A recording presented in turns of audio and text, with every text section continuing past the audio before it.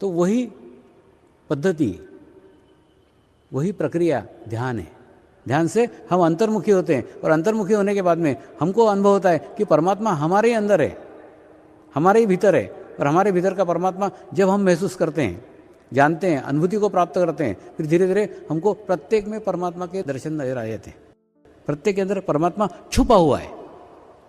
छुपा हुआ है मतलब देखिए, जैसे एक मूर्तिकार रहता है, उस मूर्तिकार ने एक पत्थर पड़ा हुआ था, उस पत्थर को छील छील करके छोटे छोटे छोटे छोटे टुकड़े करके छील छील के उसके अंदर से कृष्ण की प्रतिमा निर्माण कर दी। तो कृष्ण उस पत्थर के अंदर डाला क्या? उसने नहीं डाला, वो उसके अंदर छुपा हुआ था। सिर्फ कृष्ण के अलावा जो कुछ था वो सब निकाल के फेंक दिया, और निकालने के बाद में उसके अंदर से कृष्ण की मूर्ति प्रकट हो गई। ठीक उसी प्रकार से प्रत्येक मनुष्य के अंदर परमात्मा है। आप प्रत्येक में परमात्मा मुझे नजर आ रहा है। परमात्मा छुपा हुआ है। सिर्फ 8 दिन के अंदर परमात्मा के अलावा जो कुछ है वो सब धीरे धीरे धीरे धीरे मूर्तिकार जैसा मैं छील करके निकाल दूंगा, और जैसे निकल जाएगा आपके अंदर का परमात्मा प्रकट हो जाएगा, आपके अंदर का परमेश्वर प्रकट हो जाएगा। तो परमेश्वर आपके अंदर ही छुपा हुआ है, सिर्फ उसको सुप्त रूप में है, भीतर के रूप में। उसको बाहर आने की आवश्यकता है। बाहर तब आएगा, आपने बहुत सारी चीज़ें परमेश्वर के साथ में और जोड़ के रखी है, वो जैसे ही छूट जाएंगी परमात्मा प्रकट हो जाएगा। ये ठीक वैसे ही है। पत्थर के अंदर कृष्ण के अलावा बहुत सारी चीज़ें छुपी हुई थी, वो सारी चीज़ें निकल गई तो अंदर का परमात्मा प्रकट हो गया, परमेश्वर प्रकट हो गया। तो पहला ये बात समझना आवश्यक है कि परमात्मा एक विश्व चेतना है, वो प्रत्येक कण कण में। इसीलिए किसी ने कहा है कि आज तक मैं परमात्मा हूँ? नहीं कहा, क्योंकि परमात्मा कोई है ही नहीं। किसी ने कहा है मैं परमात्मा का पुत्र हूँ, किसी ने बोला मैं परमात्मा का संदेशवाहक हूँ, मैंने अलग अलग बताया, लेकिन किसी ने ये नहीं कहा कि मैं परमात्मा हूँ। क्यों नहीं कहा? क्योंकि प्रत्येक जन जानता है कि परमात्मा कोई है ही नहीं। दूसरा, हम गुरु को परमात्मा मानते हैं, लेकिन गुरु बोलता है कि मैं परमात्मा हूँ? नहीं, क्योंकि वो जानता है कि परमात्मा मैं नहीं हूँ, मैं परमात्मा मैं हूँ। जब गुरु परमात्मा मैं हो जाता है, हमको वो परमात्मा सा लगने लग जाता है और हम उसको परमात्मा मानने लग जाते हैं। देखिए ये कैसा होता है, जैसे एक चक्री है, चक्री के अंदर एक बच्चा बैठा हुआ है और माँ वहाँ खड़ी है। माँ को पूछा बच्चा कहाँ है? वो चक्री तरफ उंगली दिखाएगी। चक्री मतलब बच्चा, वास्तव में चक्री बच्चा है क्या? नहीं। और बच्चे को पूछोगे तू चक्री है क्या? बोलेगा नहीं, चक्री अलग है और मैं अलग हूँ। मैं चक्री में बैठा हूँ लेकिन मैं चक्री नहीं हूँ।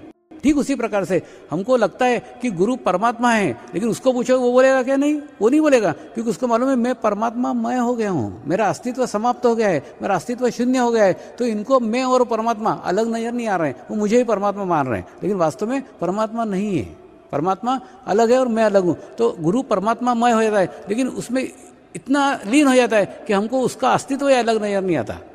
ऐसा लगता है कि वही परमात्मा है, तो हम परमात्मा उसको मान लेते हैं। और ऐसे मानने के बाद में हमारी भीतर की यात्रा शुरू होती है, अंदर की यात्रा शुरू होती है। मैंने मेरे जीवन में एक जीवंत व्यक्ति को परमात्मा माना, जबकि ये जानते हुए कि वो परमात्मा नहीं है माना, तो मेरे को एक आध्यात्मिक समाधान प्राप्त हुआ, और आध्यात्मिक समाधान प्राप्त होने के बाद में फिर आध्यात्मिक प्रगति संभव हुई। ऐसा ही एक दूसरा विषय है धर्म।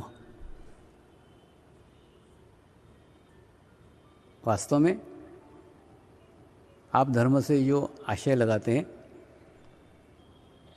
वो आशय उपासना पद्धति से। परमेश्वर की आराधना करने की पद्धति अलग अलग हो सकती है, परमेश्वर की उपासना करने की पद्धति अलग अलग हो सकती है। तो उन पद्धतियों को आप धर्म समझते हैं।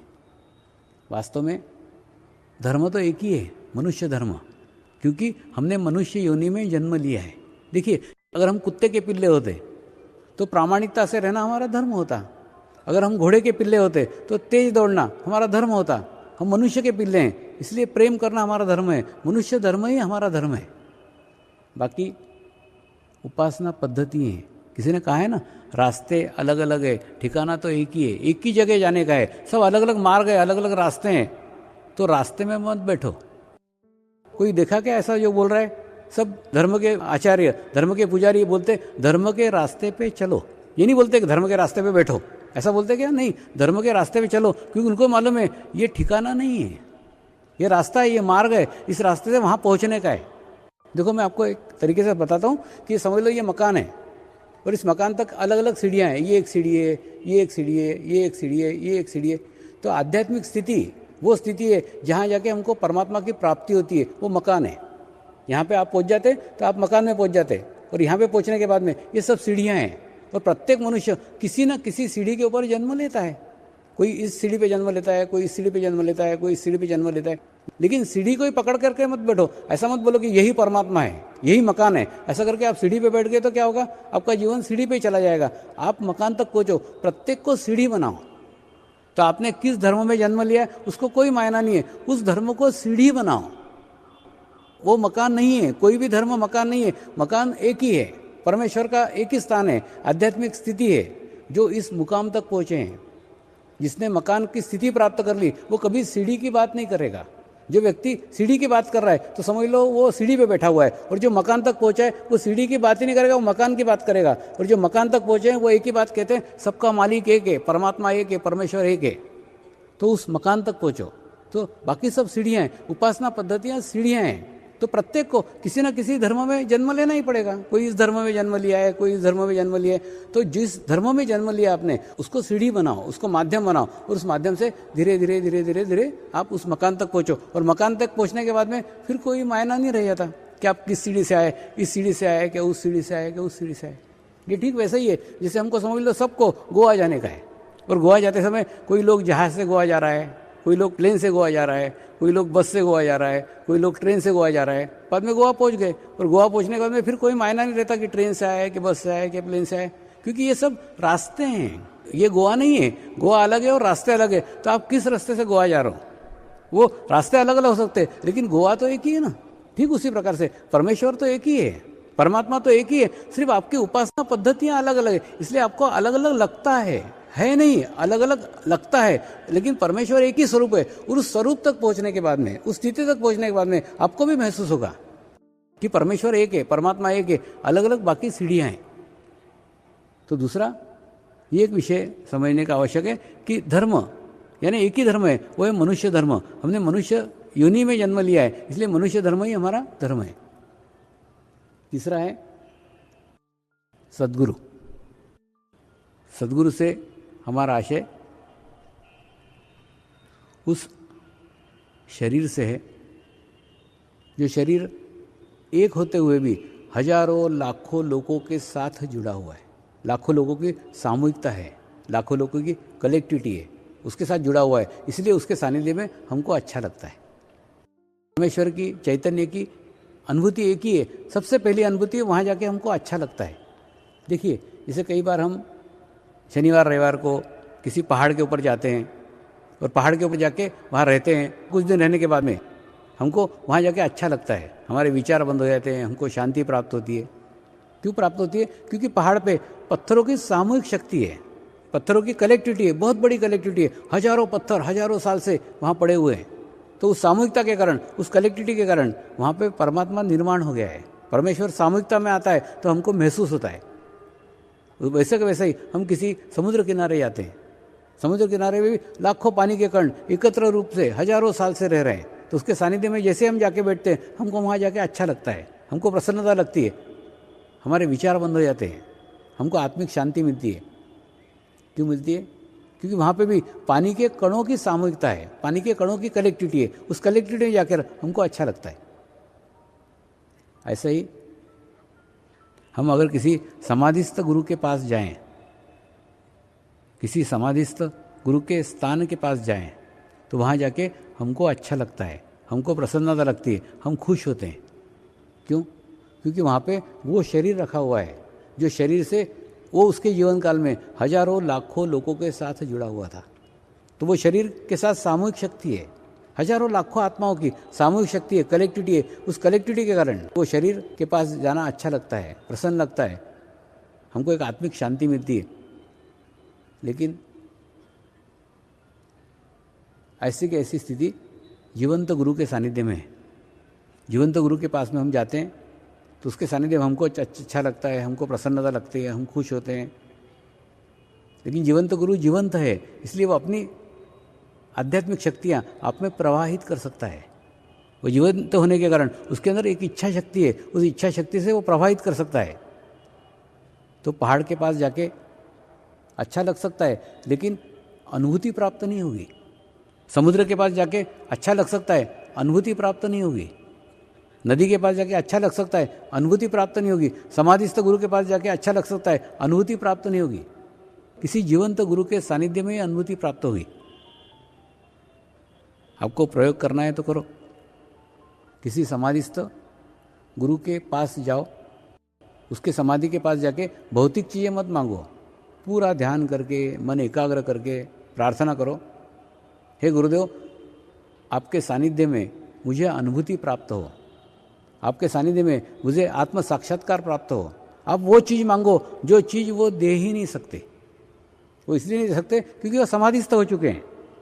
तो वो क्या करेंगे, आपके जीवन काल में आपके पास में जो भी उसका माध्यम होगा, जो गुरु तत्व का माध्यम होगा, उस तक आपको पहुंचा देंगे और आपको उसके माध्यम से देंगे। ये ठीक वैसा ही है जैसे आपका लड़का अगर अमेरिका में पढ़ रहा है और लड़के को एकदम कोई समस्या आ गई, कोई प्रॉब्लम आ गई, उसने आपको फ़ोन किया, पिताजी मेरे को ये समस्या है, मेरे को ये प्रॉब्लम है, तो आप कुछ कर सकते हो क्या? आप कुछ नहीं कर सकते। फिर आप क्या करोगे, अमेरिका में जो आपका मित्र है उसको फ़ोन करोगे, जरा मेरा लड़का तेरे पास में रहता है, जरा उसको ध्यान दे, जरा उसकी प्रॉब्लम दूर कर। ठीक उसी प्रकार से आप किसी समाधिस्थ गुरु को रिक्वेस्ट करते हो, प्रार्थना करते हो, तो आपके जीवन में किसी जीवंत गुरु का आगमन होगा। तो जीवंत गुरु के पास पहुंचने का तरीका ये है, किसी जीवंत गुरु के पास पहुंचना है तो आप किसी समाधिस्थ गुरु को प्रार्थना करो और अनुभूति की प्रार्थना करो, आत्म साक्षात्कार की प्रार्थना करो, बराबर आपके जीवन में किसी जीवंत गुरु का आगमन होगा। तो सद्गुरु वो एक माध्यम है जिसके माध्यम से हम उस स्थान तक पहुंच सकते हैं, उस मुकाम तक पहुंच सकते हैं, क्योंकि उसके साथ बहुत बड़ी सामूहिकता है, बहुत बड़ी कनेक्टिविटी है। एक बार इंग्लैंड में शिविर चल रहा था और शिविर के बाद में मैं ऐसे ही गार्डन में बैठा हुआ था। एक अंग्रेज पत्रकार मुझे मिलने आई और बोले, स्वामी जी मैं पत्रकार हूँ तो एकदम मैं किसी पे विश्वास नहीं कर सकती और मेरे को तो अनुभूति हो गई है, लेकिन मैं मेरे पत्रकार मित्रों को, मेरे पत्रकार बंधुओं को कैसे समझाऊँ, कैसे बताऊँ कि आप विशिष्ट व्यक्ति हैं, आपको अलग क्यों मानूं?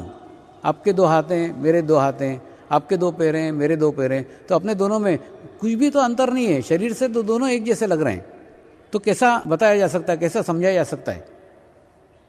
तो उसको मैंने एक उदाहरण से समझाया। देख पीछे एक बहुत बड़ा पहाड़ है, उस पहाड़ के वो उच्च शिखर के ऊपर एक व्यक्ति अपने प्रयास से, अपने प्रयत्न से पहुंचा और पहुंचने के बाद में उस शिखर पे नहीं बैठा रहा, उस शिखर से नीचे आया। उन लोगों के लिए जो चाहते हैं उस शिखर तक पहुंचना, उनको रास्ता बताने के उद्देश्य से वो धीरे धीरे धीरे धीरे रास्ता बनाते बनाते बनाते बनाते नीचे आया और नीचे आके उसने एक गेट बनाया, एक द्वार बनाया और लोगों को बताया, तुमको उच्च शिखर पे जाने का है क्या? इस दरवाजे से जाओ, यहाँ से एक पगडंडी है, उस पगडंडी से सीधे जाओगे तो ये रास्ता मेरा जाना पहचाना हुआ है, इस रास्ते से मैं जाके आया हूँ, इस रास्ते से मैं शिखर तक पहुँचा हूँ, इस रास्ते से तुम भी शिखर तक पहुँच सकते हो।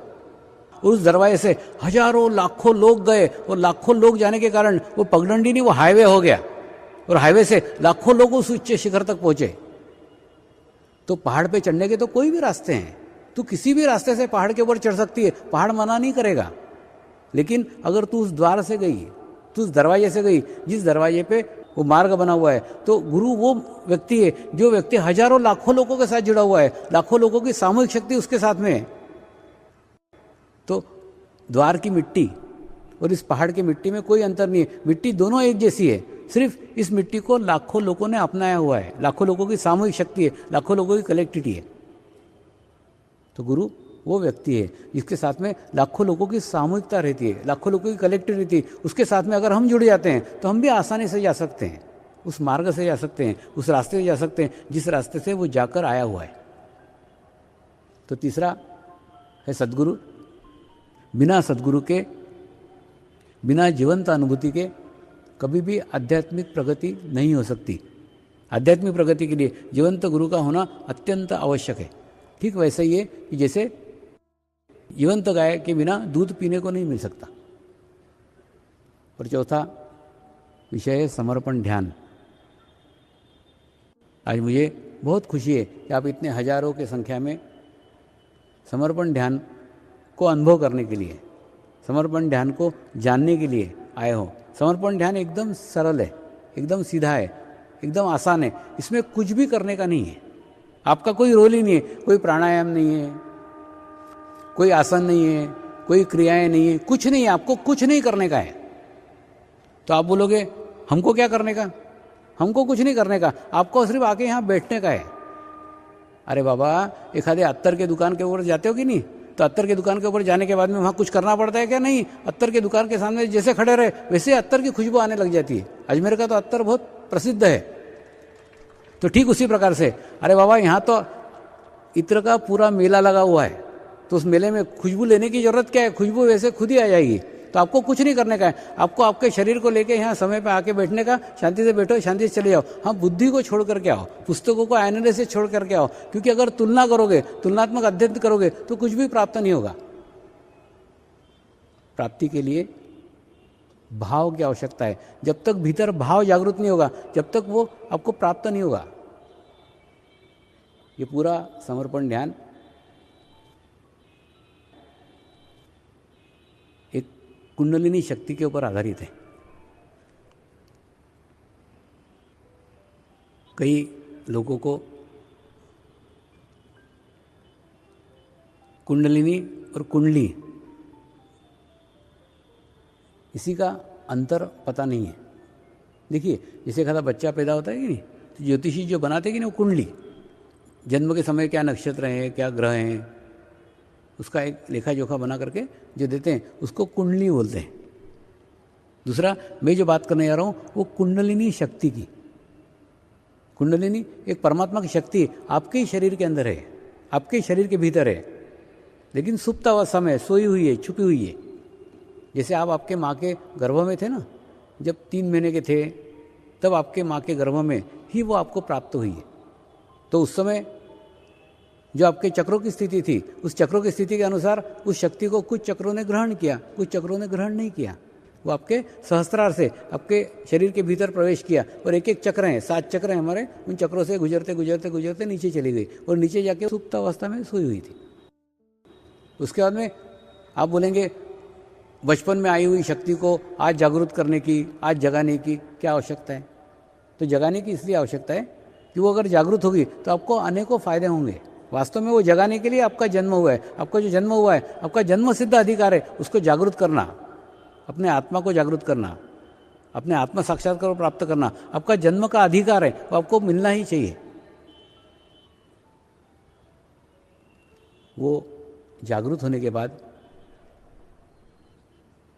जगने के बाद क्या फ़ायदे होंगे मैं वो आपको बता रहा हूँ, लेकिन वो बताने के पूर्व परमात्मा का कार्य होता है ना, तो कार्य भेदभाव नहीं करता, सबको समान होता है, एक जैसा होता है, किसी को कम या किसी को ज़्यादा नहीं होता। इस जाति के लिए रहता है, इस धर्म के लोगों के लिए रहता है, इस उपासना पद्धति वालों के लिए रहता है, ऐसा कुछ नहीं, सबको एक जैसा है। प्रत्येक मनुष्य मात्र को वो परमात्मा का आशीर्वाद प्राप्त है, प्रत्येक मनुष्य को प्राप्त है। प्रत्येक मनुष्य उसको जागृत कर सकता है, प्रत्येक मनुष्य उसको जगा सकता है। सिर्फ जगाने के लिए आपकी शुद्ध इच्छा होना चाहिए। और दूसरा, परमात्मा का कार्य कोई नहीं कर सकता, आप भी नहीं कर सकते, मैं भी नहीं कर सकता, कोई भी नहीं कर सकता, कोई भी जागृत नहीं कर सकता, कोई भी जगा नहीं सकता। फिर कोई जागृत नहीं कर सकता, कोई जगा नहीं सकता है, तो फिर जागृत कैसे होगी? देखिए, कई बार मैं विदेशों में जाता हूँ तो विदेशों में पत्रकार वगैरह मुझे पूछते, स्वामी जी आप क्या कुंडलिनी शक्ति जागृत करते हो क्या? मैंने बोला नहीं, मैं कुछ नहीं करता, वो खुद ब खुद हो जाती है। तो बोले खुद ब खुद हो जाती है, ऐसे कैसे हो जाती है? आप नहीं करते तो करना तो पड़ेगा ना। मैंने उनको बताया आध्यात्मिक क्षेत्र में प्रयत्न को कोई स्थान ही नहीं है, कोई नहीं कर सकता, वो तो खुद ब खुद हो जाती है। वो कैसे मैं आपको बताता हूँ, जो उदाहरण उनको बताता हूँ वही आपको बता रहा हूँ। एक मोमबत्ती है जो अपने जगह स्थित है, एक मोमबत्ती है जो अपने ही जगह पे जल रही है, सिर्फ जली हुई मोमबत्ती है, जल रही है, अपने स्थान पे निश्चित बैठी हुई है। और कई बुझी हुई मोमबत्तियाँ हैं, उसमें से एक बुझी हुई मोमबत्ती की इच्छा हुई कि मुझे भी जलना चाहिए, मुझे भी प्रकाशित होना चाहिए, मुझे भी प्रकाश चाहिए, मेरी भी इच्छा हो रही कि मैं भी जलूं, मैं भी प्रकाशित हूँ। तो ये बुझी हुई मोमबत्ती धीरे धीरे धीरे धीरे धीरे धीरे इस जलती हुई मोमबत्ती के पास में आती है, और जलती हुई मोमबत्ती के पास में आने के बाद में इसके लो से इसकी लो स्पर्श कर जाती है, टच कर जाती है, और जैसे ही टच कर जाती है ये बुझी हुई मोमबत्ती जल जाती है। तो ये जलती हुई मोमबत्ती इस बुझी हुई मोमबत्ती को जलाती है क्या? नहीं, वो तो बेचारी अपनी जगह जल रही है। लेकिन ये बुझी हुई मोमबत्ती जलने की इच्छा से जाती है और उसके करीब जाती है, उसके पास जाती है, उसके सानिध्य में जाती है, और सानिध्य में जाने के बाद में खुद ब खुद जल उठती है। ठीक उसी प्रकार से आप सामूहिकता के सानिध्य में जाएंगे, आप कलेक्टिविटी के सानिध्य में जाएंगे और सामूहिकता के सानिध्य में जाने के कारण अगर आप इच्छा करेंगे तो आपकी खुद ब खुद जागृत हो जाएगी। ये जो स्टेडियम में लोग बैठे हुए हैं, इतने स्टेडियम में बैठे हुए लोग ही यहाँ नहीं हैं। आज विश्व के प्रत्येक देश के अंदर पता है कि आज स्वामी जी अजमेर में है, तो लाखों साधकों की, करोड़ों साधकों की सामूहिकता आज अजमेर में है। उस सामूहिकता के अंदर, उस कलेक्टिविटी के अंदर आपको वो अनुभूति प्राप्त होगी, क्योंकि सबका चित्त आज अजमेर में है। तो अजमेर के अंदर एक प्रसन्न वातावरण हो गया है, एक शुद्ध वातावरण हो गया है, क्योंकि अच्छे आत्माओं की सामूहिकता वहाँ आ गई है, अच्छे आत्माओं की कलेक्टिविटी आ गई। उस कलेक्टिविटी के अंदर, उस सामूहिकता के अंदर ये हो सकता है। अगर आप इच्छा करो तो आपको भी अनुभूति प्राप्त होगी, अनुभूति प्राप्त होगी। इसलिए आप सारा ध्यान, क्या बोल रहा हूँ उधर ध्यान मत दो, क्या अनुभव हो रहा है, आपको क्या भीतर महसूस हो रहा है, भीतर क्या संवेदनाएं जागृत हो रही है, सारा चित्त उन संवेदनाओं पे रखो। सूक्ष्म संवेदनाएं, जितने सूक्ष्म जाओगे, जितने अंदर जाओगे, उतनी आपको महसूस होगी। वो जागृति होने के बाद में क्या क्या फायदे होते हैं, क्या लाभ होते हैं, उन्हीं के बारे में थोड़ा आपको बताता हूँ। लेकिन कई बार क्या होता है, माँ जब गर्भवती होती है ना, तो गर्भवती होने के बाद में वो जब मेडिकल चेकअप करने आती है, तो सबसे पहले मैं गर्भवती हुई इसकी जानकारी सबसे पहले माँ को होती है। और माँ को होने के बाद में माँ की जो प्रतिक्रिया होती है, माँ का जो प्रभाव होता है, माँ के जो विचार आते हैं, माँ जो महसूस करती है, वो गर्भ का पहला प्रभाव रहता है। अगर उसने अच्छा महसूस करा, खुश हो गई, माँ प्रसन्न हो गई, चलो मैं गर्भवती हो गई, खुश हो गई, प्रसन्न हो गई, तो एक प्रसन्न चैतन्य, एक अच्छी ऊर्जा, अच्छी एनर्जी उस गर्भ तक पहुँचती है। और माँ ने अगर सोचा कहाँ से मैं गर्भवती हो गई, अभी नहीं होती तो अच्छा था, अभी तो कितने घर के काम पड़े हैं, अभी तो ये पड़ा है, दुनिया भर का, ऐसा उसने सोचने लग गए, तो क्या होगा, वो आत्मग्लानि करेगी। और वो आत्मग्लानि करेगी तो बच्चे के ऊपर भी वही प्रभाव जाएगा उसका, और उसके बाद में उस बच्चे का विशुद्धि चक्र जन्म से ही खराब हो जाएगा। तो बच्चा जीवन भर अपना कभी भी सफलता नहीं प्राप्त कर सकता। तो माँ के विचारों का, माँ के संस्कारों का, माँ के आचारों का धीरे धीरे धीरे धीरे इफेक्ट पूरे उस बच्चे के ऊपर पड़ते रहता है। तो कुंडलिनी शक्ति जागृत होने के बाद में सबसे पहला फायदा आपका ये होगा कि आप एक स्वस्थ व्यक्ति हो जाओगे।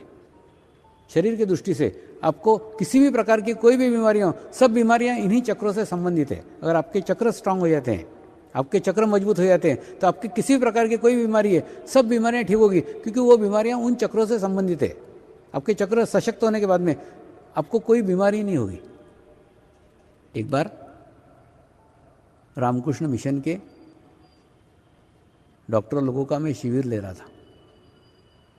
तो शिविर समाप्ति के पश्चात जिसे डॉक्टर लोग कुतूहलवश पूछते हैं, वैसे मुझे भी पूछा, स्वामी जी आप इतने देशों में जाते हो, इतने जगह का खाना खाते हो, इतने जगह का पानी पीते हो, आपको डायरिया नहीं होता क्या, आपको डिसेंट्री का तकलीफ नहीं होता क्या कभी?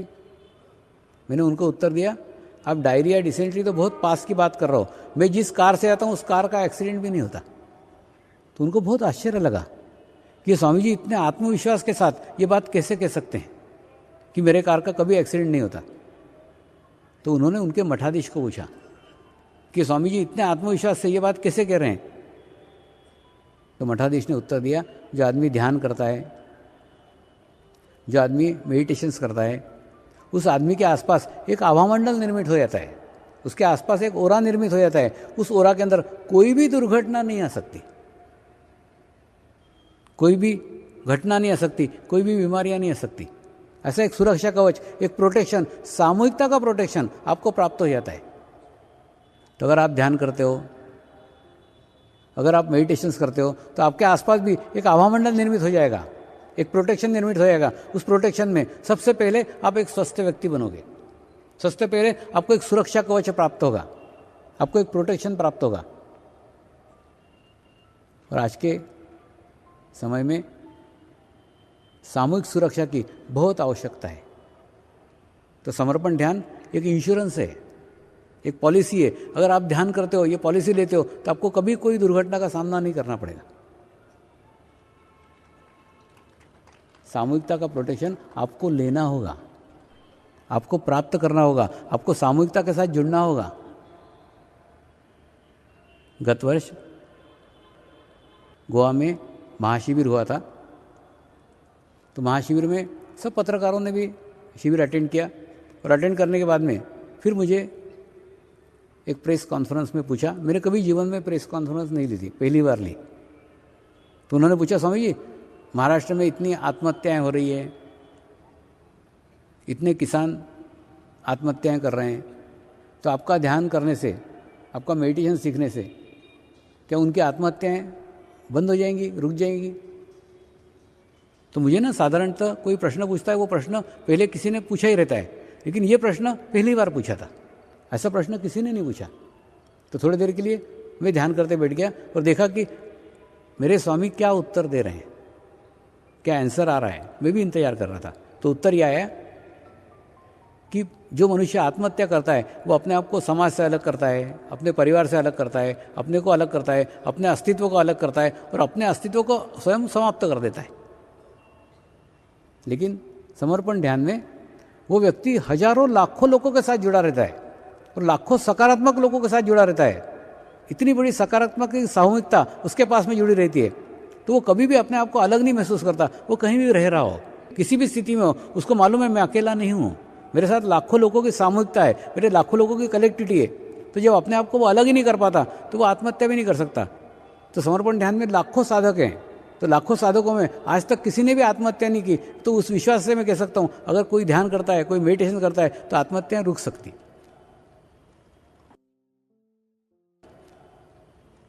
जिस प्रकार से आत्महत्याएं रुक सकती है, ठीक उसी प्रकार से आपको दुर्घटना से भी सुरक्षा कवच प्राप्त हो सकता है, प्रोटेक्शन प्राप्त हो सकता है। लेकिन उसके लिए ध्यान करके आपको ही आपके आसपास वो आभामंडल निर्मित करना होगा। आप ना ये मत देखो कि कैसी घटनाएं हो रही है, दुनिया में क्या चल रहा है, दुनिया में क्या हो रहा है, अरे कितनी बुराइयां हैं, कितना खराब है, ये मत देखो। आप ये देखो ही मत कि अंधेरा कहाँ तक है, क्योंकि आप देखने जाओगे ना अंधेरा कहाँ तक है, देखते देखते देखते आपका जीवन समाप्त हो जाएगा। लेकिन अंधेरा समाप्त नहीं होगा। तो अंधेरा अगर समाप्त करना हो तो बस अपना खुद का दिया जला लो, छोड़ दो दुनिया को। अब अपना दिया जला लो तो आपके आसपास प्रकाश ही प्रकाश हो जाएगा, आपके पास से सारा अंधेरा चला जाएगा। तो यह मत देखो कि अंधेरा कहाँ तक है, बस अपना दिया जला लो। तो ध्यान में यही सिखाया जाता है, अपने आप को प्रकाशित करो, और प्रकाशित करने के बाद में आपके आसपास एक छोटा सा विश्व निर्माण हो जाएगा, एक आभामंडल बन जाएगा। और वो विश्व लेके आप दुनिया के कोई भी कोने में चले जाओ, किसी भी कोने में आप चले जाओ, वो आपका विश्व आपके साथ साथ चलते रहेगा। मैं मेरी बात नहीं कर रहा हूँ, ऐसे अनुभव हजारों साधकों को हुए हैं। उनका विश्व वैसा ही रहता है, कहीं भी जाओ तो एकदम व्यवस्थित रहता है, सब अच्छा रहता है। क्यों अच्छा रहता है? क्योंकि वो खुद अच्छे रहते हैं, उनके आसपास एक सकारात्मक एनर्जी रहती है। बुरे लोगों के बीच में भी जाएंगे तो बुरे लोग भी उनके लिए अच्छा कार्य करने लग जाते हैं। तो पहला फायदा आपका ये होता है कि जागृति होने के बाद में आप स्वस्थ व्यक्ति हो जाते हो, आपको स्वास्थ्य लाभ प्राप्त होता है। दूसरा फायदा ये होता है कि आपके अंदर का धर्म जागृत होता है। धर्म जागृत होता है यानी मैं बाहर के उपासना पद्धति की बात नहीं कर रहा हूँ। धर्म से मेरा आशय उस ज्ञान से है, क्या करना चाहिए, क्या नहीं करना चाहिए, क्या योग्य है, क्या अयोग्य है, उस ज्ञान से है कि वो ज्ञान आपका जागृत होता है। उसको करने के बाद में फिर जो आपके जीवन में अच्छा है वो रहेगा, जो बुरा है वो छूट जाएगा। तो इससे कई बातें, कई चीज़ें आपने आपके जीवन में पकड़ के रखी हुई है कि ये बहुत अच्छी बातें हैं, ऐसा करके पकड़ के रखी। मतलब उनको बुरी बातें समझ के नहीं पकड़ा है, अच्छी बातें समझ के पकड़ के रखा है। क्यों? क्योंकि आपको जानकारी नहीं उन बातों की। लेकिन जैसे ही आपके अंदर का दिया जल जाएगा तो आपको पता चल जाएगा कि ये गलत बातें मैंने पकड़ के रखी थी, आप खुद ब खुद छोड़ दोगे। देखिए जैसे एक हॉल के अंदर मैं बैठा हुआ हूँ और मैंने एक सांप को रस्सी समझ करके पकड़ के रखा है कि ये रस्सी है, ऐसा करके मैंने पकड़ के रखा है। लेकिन आप बाहर से देख रहे हो कि आपको मालूम है कि ये तो रस्सी नहीं, ये तो सांप है, और आप बाहर से खूब चिल्ला रहे हो कि स्वामी जी आपने तो रस्सी नहीं, आपने सांप को पकड़ा है। और मैं बोलूँगा नहीं नहीं सांप थोड़ी, ये तो रस्सी है। मतलब मैंने तो रस्सी समझ के पकड़ के रखा है, लेकिन था सांप। लेकिन उनमें से एक व्यक्ति अंदर आता है और अंदर आके हॉल का लाइट जला देता है, लाइट जलाने के बाद में जैसे ही प्रकाश होता है तो प्रकाश होने के बाद में एकदम मेरे को दिखता है कि अरे ये तो रस्सी नहीं है तो सांप है, मैं फट से सांप छोड़ देता हूँ। ठीक उसी प्रकार से कई बातें हमने हमारे जीवन में खूब पकड़ के रखी हुई है और अच्छी है करके पकड़ के रखी हुई है। तो जैसे हमारी आत्मा प्रकाशित होगी, जैसे हमें आत्म साक्षात्कार प्राप्त होगा और आत्मा जागरूक होने के बाद में आपको ही पता चल जाएगा कौन सी चीज़ें अच्छी है और कौन सी चीज़ें बुरी है। तो जो चीज़ें आपके जीवन में पकड़ के रखी हुई है और बुरी है वो छूट जाएगी। जो आपके जीवन में अच्छी है और आपने पकड़ के रखी है वो बनी रहेगी। तो कौन सी चीज़ अच्छी है और कौन सी चीज़ बुरी है इसके ऊपर ध्यान मत दो। अगर हम ये विचार करने बैठे तो पूरी रात भी चली जाए तो भी समय कम पड़ जाएगा। तो आज हमको ये विचार नहीं करने का है कौन सी चीज़ अच्छी है कौन सी चीज़ बुरी है। मैं सिर्फ ये कहता हूँ तो आपको इसके अंदर कुछ भी नहीं छोड़ने का है। दारू पीते हो तो दारू पीते रहो, नॉनवेज खाते हो नॉनवेज खाते रहो, जो कर रहे हो सब कर्मकांड करते रहो, लेकिन उसके साथ में सिर्फ परमात्मा को जोड़ लो। तो जो अच्छा है वो रहेगा, बुरा है वो खुद ब खुद छूट जाएगा।